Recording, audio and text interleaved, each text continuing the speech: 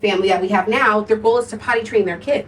Okay. Right? Like, that isn't like magical pie in the sky, right? But if they don't potty train that kid, they can't put that kid in preschool, they can't get a job, therefore they can't get save dollars. So there's no point in me fussing at them about getting a job when they're little, they don't have solid child care, and they can't get child care because the little one isn't potty trained.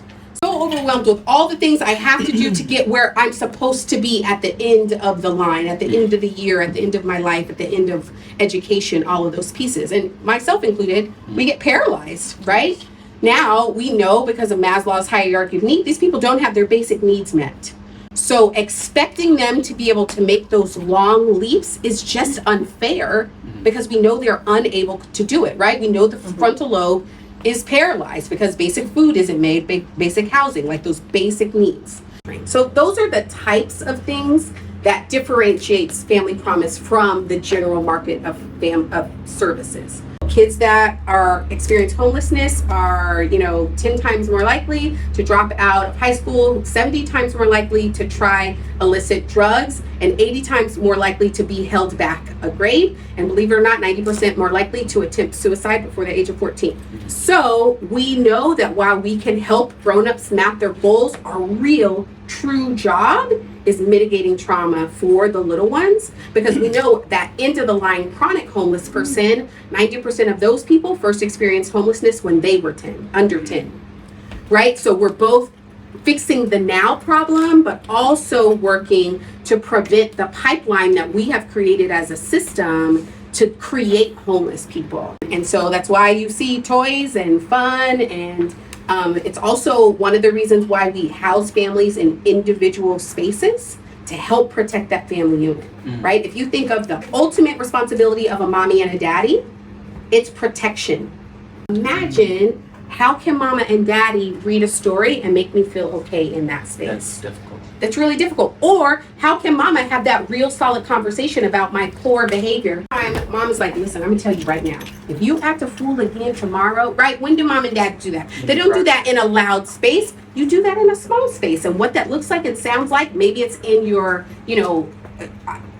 cultural language, right? Maybe it's, in using different ways to connect. All of those things, stories, songs, right? Those traditions that get passed on. When do you take off your shoes? In your house, if you're in an Asian culture, right? Right? So in our families, those Asian families can, and we have house Asian families where there's a line of shoes outside of their space because that's their home, right? Those cultural things that go down from family to family, it's really important. If we house folks in huge swaths of rooms and don't consider family, this is why adolescents struggle who experience homelessness, because they didn't in those little spaces have that security of mommy and daddy, right? They already had the trauma of experiencing a house gone. What's mommy and daddy gonna do, right? If mommy and daddy can't keep me safe, who in the world can save? Then guess what? I can never feel safe, and likely can't feel safe for the rest of my life. That's traumatic. Huge, right? So we can begin to heal that by giving, even though these are faux walls, the image of security, the image of safety, the feeling of safety, to help kiddos still feel like mom and dad can keep me safe, mom and dad are in charge of me, mom and dad are the boss. And so it's a really important part of the way we serve families experiencing homelessness.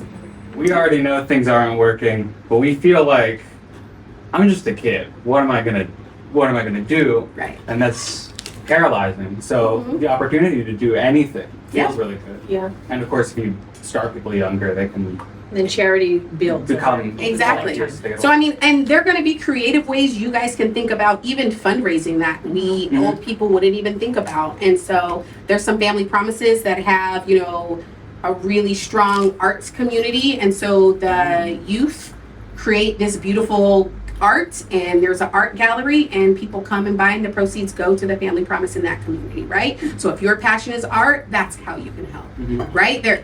For every passion that a young person has, they can utilize it to do good, right? The universe, God, whoever you believe in, gave you that passion to make the world better.